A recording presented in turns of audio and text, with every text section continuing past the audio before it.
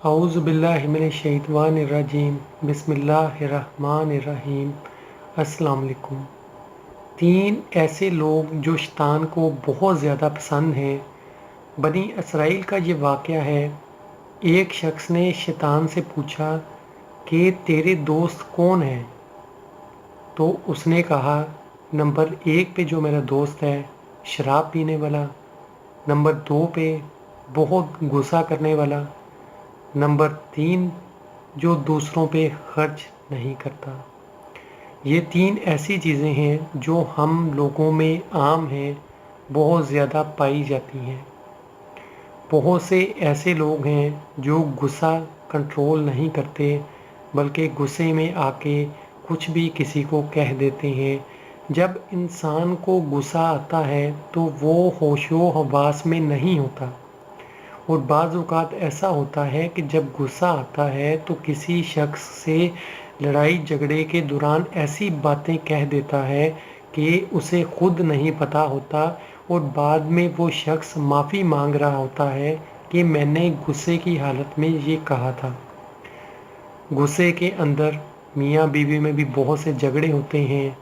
ایک اور بات یاد رکھیں، جب انسان کو غصہ آتا ہے تب وہ ہوش میں نہیں ہوتا، بعض اوقات چیزوں کو بھی توڑ دیتا ہے، اور جب اسے ہوش آتا ہے بعد میں اسے وہ وقت یاد آتا ہے کہ میں نے یہ کیا، تو اسے ہنسی آتی ہے اور وہ پچھتاتا ہے، اور وہ کہتا ہے خود سے کہ میں نے یہ کیا کیا، تب میں ہوش میں نہیں تھا۔ تو بعض اوقات زندگی میں ایسے غلط فیصلے بھی غصے میں ہو جاتے ہیں کہ انسان کو بعد میں پچھتانا پڑتا ہے۔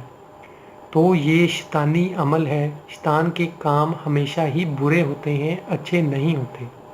اپنے غصے پہ کنٹرول کریں۔ اگر آپ کے اندر غصہ ہے تو اس پہ کنٹرول کریں، اس کو شو نہ کروائیں۔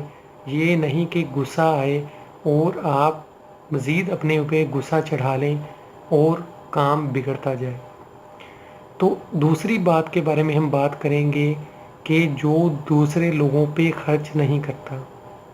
ہم جتنا بھی کماتے ہیں، اگر اس میں سے کچھ پیسے ہم غریبوں میں خرچ کر لیں گے تو ہمارا کچھ نہیں جائے گا، ہمیں صرف اس کا فائدہ ہوگا، اللہ تعالیٰ ہم سے راضی ہوگا۔ ایک قسم کا آپ صدقہ زکوٰۃ دے کے اسے لوگوں پہ خرچ کریں۔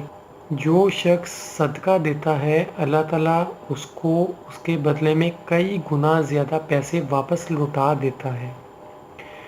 دوسروں پہ خرچ نہ کرنے سے مطلب یہ بھی ہو سکتا ہے ایسا شخص جو دوسروں پہ خرچ نہیں کرتا، مطلب اپنے گھر والوں پہ خرچ نہیں کرتا، اپنے بیوی بچوں پہ، اپنے ماں باپ پہ خرچ نہیں کرتا۔ اس کے پاس اتنے پیسے ہوتے تو ہیں لیکن وہ صرف بچا بچا کے رکھتا ہے۔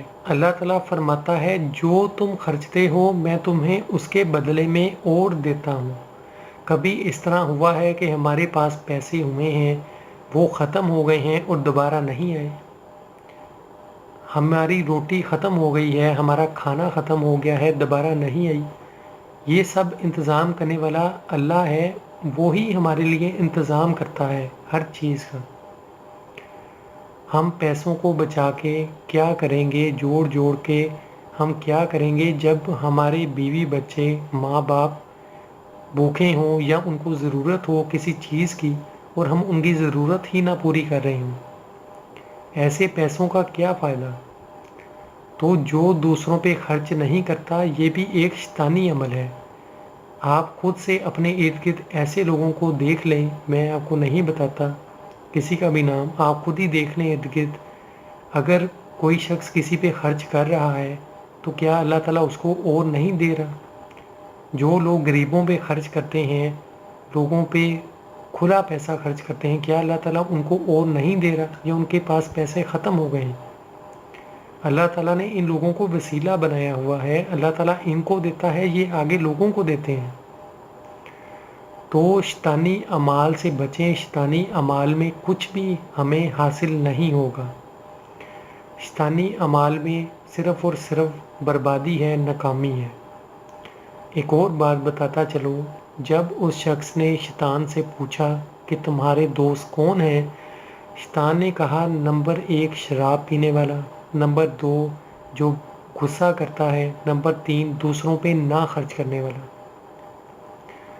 उसके बाद उसने कहा ये तीनों चीज़ें जिस शख्स में शामिल हैं वो मुझसे भी बड़ा शैतान है।